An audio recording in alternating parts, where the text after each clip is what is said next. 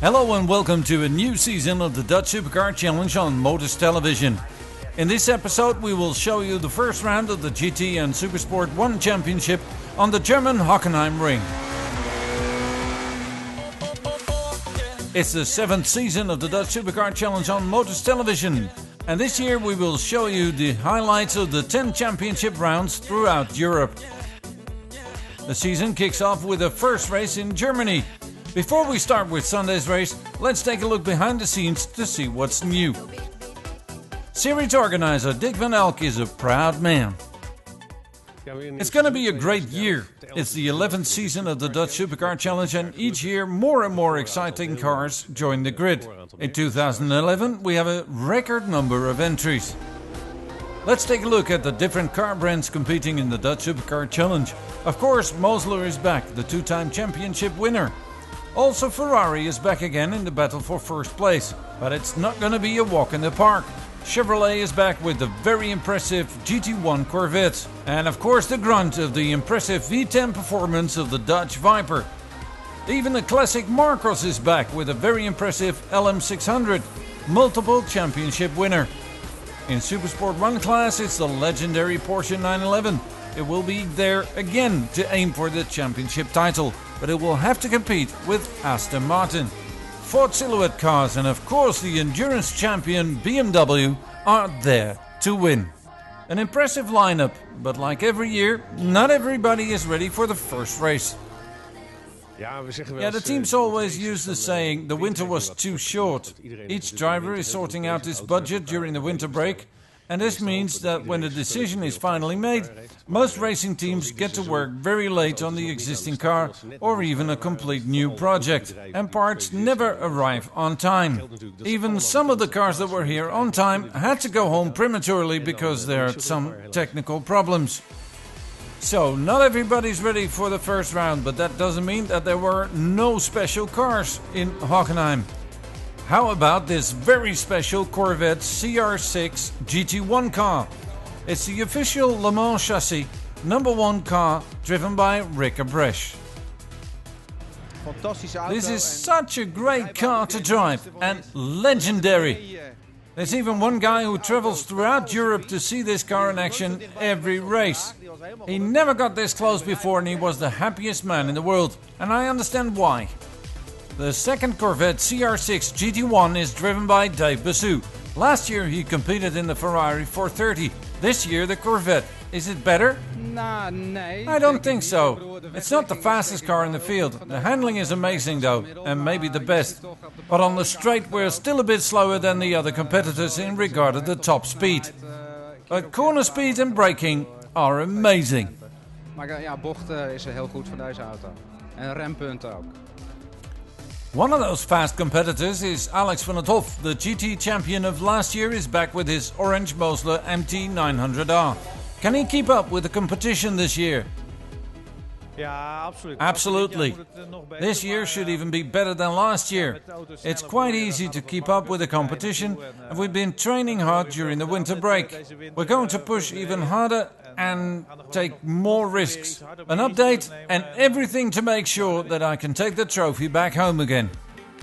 One of the other Mosler drivers, Barry van Elk, can't keep up with the competition at Hockenheim anymore. What happened? Noel Kohler was my co-driver for this weekend as his car is not ready yet. He was doing some practice laps on Thursday. I was still working at the office back home. That day I got a phone call that I couldn't drive the Mosler this weekend. I asked him if the car was damaged in any way, due to a collision or something. He mentioned something about a fire in the car. Later it turned out that the whole car had burned down to ashes. So it was the end of my racing season, before I even arrived at the racetrack. I still came to Hockenheim to check out the damage, but it doesn't look very good. Barry van Elk still put on his helmet, not to race this time, but to help out Korthuizen who needed to refuel.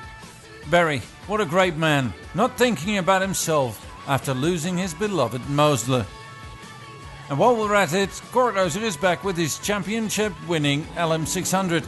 Is he still in for the championship title with this ancient car? Ik denk dat deze auto nog goed is voor een Well, I think podium. it's still capable of winning races, or at least for a good podium finish. Deze auto is van 2004. Of course, the model is from 2004, so it's 7 years old. We try to maintain the car well, and we've updated the car to keep up with the competition. De nieuwe auto's bij kunnen houden. He will have to take on the Ferraris. One of them being driven by Jan Versluis, who switched from a BMW 1 Series to this very fast Ferrari. And that's not easy. Ik leg 4 seconden. We're still 4 seconds off the pace, but it's the first race in this Ferrari, so I have to learn a lot about this car. My previous car was a BMW diesel, and this is something completely different. It's all about downforce and finding the right rhythm. Those 4 seconds just show that we can go a lot faster throughout the season. Also, the venom of the Dutch Viper is back in the Dutch Supercar Challenge. This year, the customized Viper SRT10 has a new driver in former Marcos driver Diederik Zuidhof, and even a brand new team name. Het was eigenlijk altijd het E-Tech Most team. people know our team as the E-Tech Racing Team. Since last year, we've changed the name to SpeedTech Motorsport, as we completely run this car in our own team. They're working well together with all the technicians, mechanics, and of course the driver. Ja, het gaat lekker. Ja, Yeah, everything is going great. Last week I had my first 20 laps at Spa-Francorchamps in this Dutch Viper. It's a very impressive car, and of course a lot faster than the Marcos. On Thursday we had our first training at this circuit, as I've never driven here before. Luck is on our side, as we managed to take the pole position. Let's take a look at Supersport 1 class. Championship winner Charlie Frans is back. Yeah, we're back, again in the Porsche. I'm really looking forward to the first race. The first training sessions went very well during the winter break, and we had some more practice, so everything is looking good for the first race. He's still the youngest driver of the Dutch Supercar Challenge, and he will have to compete with experienced drivers René Wijnen and Errol Ayrton. This year, new in a Porsche. The Ford Silhouettes and of course vice champions Wolf Nathan and Jaap van Lagen are back. This year they want to take the title, but it's not going to be easy, as Kees Krijnen is there as well. Yeah, I'm happy to be back. Again with my trusted Aston Martin in a new livery for this year. It's our 4th season with the Aston, and we keep on improving the car. Everything's looking great. We've been working hard during the winter and improved the car. We think we can keep up with the competition this year. Last year's winner of the Sport and Supersport 2 Championship, JR Motorsport, is back with a BMW driven by Bert van der Zweerde. And it's not just a regular BMW. Die andere auto's zijn een beetje No, it's indeed a silhouette car. This means it's a tubular frame with a lightweight body attached to it. Most street cars are converted to be a race car, but this car was built as a racer. And that's the main difference. So, the start of Sunday's race. We're into the warm-up lap, and already there are problems for pole sitter Rick Brash in the Corvette CR6 GT1, winner of Saturday's race. Yeah, we've tried everything, but the car doesn't want to start, and this shows that euphoria and disillusion are closely related in racing. Oh well, we'll be back for the next round in Donington. A rolling start as always in the Dutch Supercar Challenge. It's Diederik Zuidhof who floors it right away, and he is followed by Dave Bassou in the Corvette. We're on board with Charlie Frans in the Supersport 1 Championship car. There's Cor Ozer in 3rd place. So Kees Krijnen in 1st place in Supersport 1. And it's Errol Ayrton going very wide in the Porsche, but still managing 2nd place. And Bert van der Zweerde, who had pole position, falls back to 3rd place. Oh, that's Daniel Schrijvers in the 4 Silhouette. Something has gone terribly wrong. We're on board with Wolf Nathan in the Porsche. He's in front of us in the Mondeo and he's hit by the BMW of Martin Webb and spins into the Porsche of Wolf Nathan. Anyway, it's Diederik Zuidhof, Dave Bassou in the Corvette. You might recognize this car from the FIA GT1 series, driven by Xavier Maassen a few years ago, 2008, but it's found second life in the Dutch Supercar Challenge. And Cor Ozer is in third place, Jan Versluis in the Ferrari with the white top in fourth place, but behind him already Alex van 't Hoff. He had some trouble in Saturday's race, had to start from behind, but he's already pulling past the Ferrari. And there he goes, pulling past the LM600. Cor Ozer in fourth place now. In third, Alex van 't Hoff looking for more victims. And it's the fight for sixth place. We'll look at this replay in the black top Ferrari. Peter Versluis hitting Kvednansky in the R4 attack, who wasn't paying any attention at all. Fight for first place in the Supersport 1. That's the Aston Martin, Kees Krijner, but he has the silhouette BMW behind him, and that's not going to work. On the inside, Bert van der Zwiering, he has the advantage of the corner now, accelerating out. No, it's the Aston Martin. Great fight between the two, but it's the BMW pulling away and taking first place in Supersport 1. You don't always need a second car to crash. Here's Niels Bauhaus. His teammate crashed a car on Saturday and he crashes it on Sunday. And quite possibly this is a result of the crash on Saturday.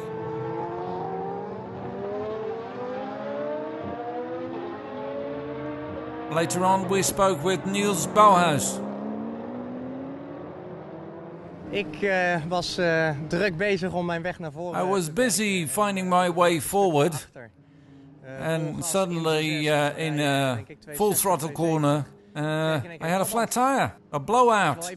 Quite a scary moment, and no points of course. Back with the leaders in GT, it's Diederik Seithoff in the Viper, Dave Pissou in the Corvette, and already on his heels Alex van 't Hoff, the champion of last year, even more power in his updated GM engine.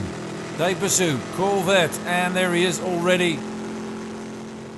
No way, or is it? Because there is Dave Pissou again in the ex-Selleslag Racing FIA GT1 Corvette. Well, you see, you have to get used to all cars. Back with Peter Versluis. He just missed out on the championship last year, and now he is in sixth place, looking for fifth. Will it work? We'll see after the break.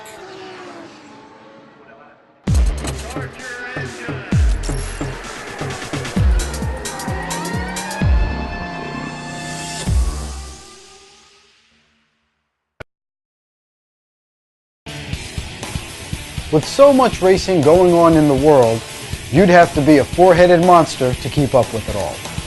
Luckily, we have that. Join Peter Keane, Bill Wood, Errol Tucker, and their guest driver analyst each week for an opinionated look at the news coming out of the racing world.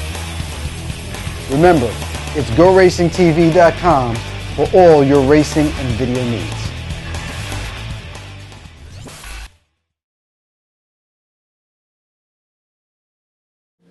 Hi there, I'm Tom Natcher, and this is Greg Kramer. We're called the old bastards of racing in many circles.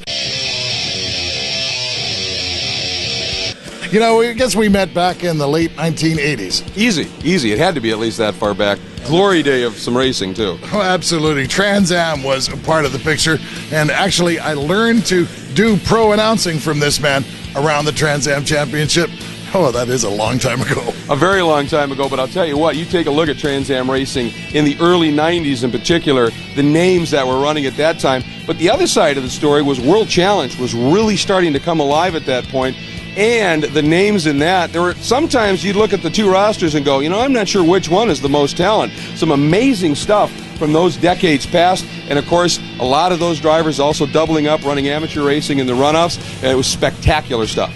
Now, Go Racing TV has got all of that action. Trans Am World Challenge and even some runoff material all coming up over the next season. That's going to be something to watch. I know. To be able to relive those 2 decades of motorsports from the Sports Car Club of America's Pro Racing Department, Trans Am World Challenge, and then you include the National Amateur Championships, the runoff, the intense battles that unfolded there. It simply doesn't get any better than that. and it lives again right here on GoRacingTV.com. Because I need to spend more time in front of my computer.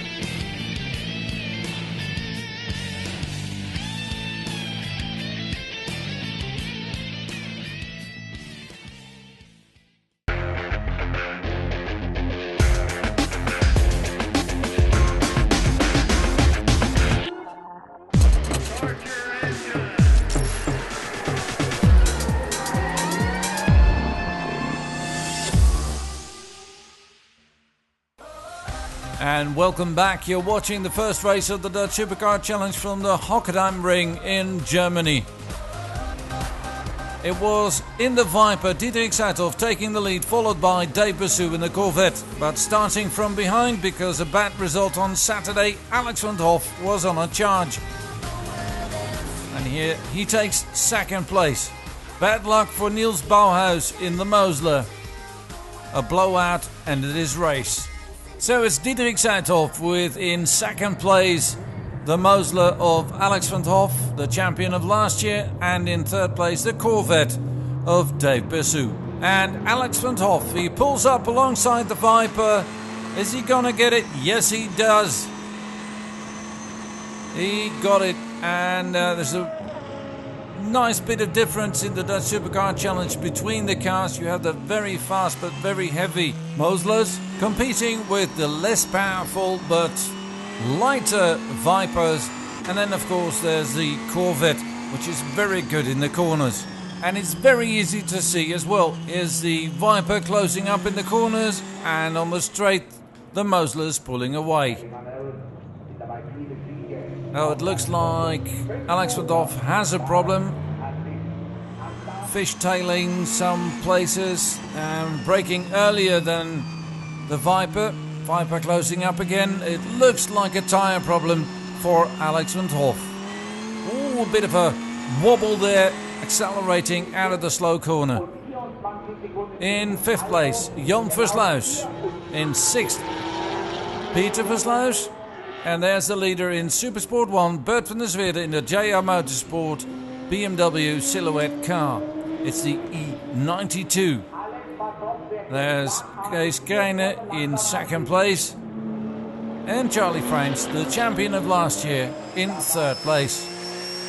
Charlie Frans on the attack. Kees Krijne, can he keep up with the Aston Martin? No, he can't. Porsche is quicker here through the corners. They're in fourth place. Errol Ayrton and René Wijnen. There, of course, is Wolf Nathan having a good fight there with Jackie van den Ende in the V6 Mondeo. Oh, that doesn't look very good. It already started turning into that corner. Too late on the brakes. What happened there? Luckily, nobody got hurt there. We're on board with Errol Ayrton. And here he is on the green stuff. Misses his braking point completely. Spins. A lot of smoke. And that's all she wrote for the moment. It was a flat tyre, of course. Here you see the car spinning, turning in on under power. A lot of smoke. Nobody got hurt. Wolf Nathan. Ooh, there's not much to see here. But it ends up in a very good place. Still in with a fight with Jackie van den Ende with the V6 Mondeo. Later we talked to Wolf Nathan in the pit. That was going all right, although there was a collision with one of the Ford Mondeo V6 Silhouette after he spun the car around. And that damaged my wheel, and the wheel felt a bit strange from that point on. I still managed to work my way forward through the field, and we're now in fourth place in the class. Well, it's up to Jaap now to finish the job. Ja, toch wel heel wat plaatsjes opgeschoten. Dus toch tevreden. Hopen dat Jaap nog de top 3 binnen kan vliegen. En dan is het toch weer een super gave dag. Alex van 't Hoff, one of the obligatory pit stops. First the fuel, and then you can work on the car, changing of the tyre. A new on the left rear It's a soft one, so I guess he left on all 4 soft tyres, a soft compound. That's what he chose for this race, and that means he has a bit more grip in the corners, but it wears down quite quickly. It's Dave Basu in front of Diederik Seithoff after the pit stops. A quicker pit stop for the Corvette. Seithoff has to do it all over again with the Viper. But Dave Basu is learning every mile on this track, and he's flashing the slower traffic there, and that breaks his concentration. There's Diederik Seithoff, a wide gap, and he says thank you very much. Diederik Seithoff takes the lead, and Dave Basu is in second place again. But like I said, the Corvette is very good in the corners. It looks like it's on rails. That's Alex van 't Hoff still in first place with a very powerful Mosler updated engine, and he's up and away. Martin Webb, by the end of the race, the BMW engine has given up. This BMW engine, however, is running like clockwork in the JR Motorsport Silhouette E92. Bert van der Zweerde leading Supersport 1. That's Charlie Frans in second place now, but now in third place, Jaap van Lager, very experienced. He's now in the Porsche Super Cup, so this shouldn't be a problem for this very experienced young Dutch driver. Or is it? Because Charlie Frans, the youngest driver in the Dutch Supercar Challenge, is giving him hell. But there's Jaap van Lager. There's also leader in the GTs. No, the second place in GTs, I should say. Good fight between the two, the Viper and the Corvette. It's the CR6 GT1 Corvette. Diederik Seithoff looks like he had a problem there. There was a big gap, and there's Dave Basu taking advantage. Could it be that Diederik Seithoff has a problem with grip as well? There he is, under braking, taking the second place again. Like I said, it's a wonderful fight between the two titans of the endurance racing scene. Dave Basu now in the Corvette, accelerating out, going for second place. There's the corner. If he can outbrake the V10, he's got it. Yep. Superior braking and cornering. Oh, it looks like something's completely gone wrong. Completely pear-shaped for the Viper. I wonder what happened there. Here we see it, under braking. There's no grip at all. Maybe something broke there. It's the SRT10, and it's indeed a flat tire that stopped him. Yeah, it's too bad this happened. During the start, I got away good from pole position because Rick Abresh was being pushed off the track before the warm-up. It was a nice little present from Rick to me, but that's not how I want to win a race. So I returned the favor near the end of the race. Ha. Everything was going great through the first part of the race. I was in second place most of the time. I couldn't keep up with Alex van 't Hoff. He was just too fast for me. Well done, Alex. Kudos to you. After the pit stops, I was close behind Dave Basu, managed to overtake him, and we had a great fight during the couple of laps. The tyres wore down near the end of the race. He came very close, overtook me on the inside, forced me on the outside, and eventually I lost all grip and spun the car. Later on, it turned out to be a flat tyre, and that meant I dropped back to 5th place. So where was Cor Ozer during all of this? Well, he was driving in a lonesome 4th place. He's in for tyres now, and he's dropping back. And this meant that the Ferraris were now 3rd and 4th. But it was a fantastic win for Alex van 't Hoff in the Mosler 900R. He continued where he left off in 2010. Dankjewel. Ja, heel erg leuke race. Yeah, natuurlijk. great. Van 19 naar We had a great race, 19th to first place. What more can you want? So let's take a look at how they finished in this first race. Alex van 't Hoff, Dave Basu, Pieter Versluis, Jan Versluis in 4th place, Diederik Seithoff in 5th and Cor Ozer in 6th place. The championship, Dave Boussu is leading, only 1 point ahead of Diederik Seithoff. Jan Versluis in third place. And here's the podium in Supersport 1. Bert van der Zweerde takes the win. Nou, de start was een beetje spannend. Yeah, I had a slow start and I dropped back 2 places. I managed to fight my way forward to the first place again. 2 wins for the first weekend, not a bad start. And here's the list again. Bert van der Zweerde, Wolf Nathan and Jaap van Laage in second place. Charlie Frans in third. Kees Krijnen in fourth. Jackie Wallende in fifth. And Errol Ayrton in sixth. Championship leader is Bert van der Zweerde, already 10 points ahead of Kees Krijnen. Charlie Frans in third. So that's it. This time from Motors TV on the Dutch Supercar Challenge. Thanks for watching. Bye bye.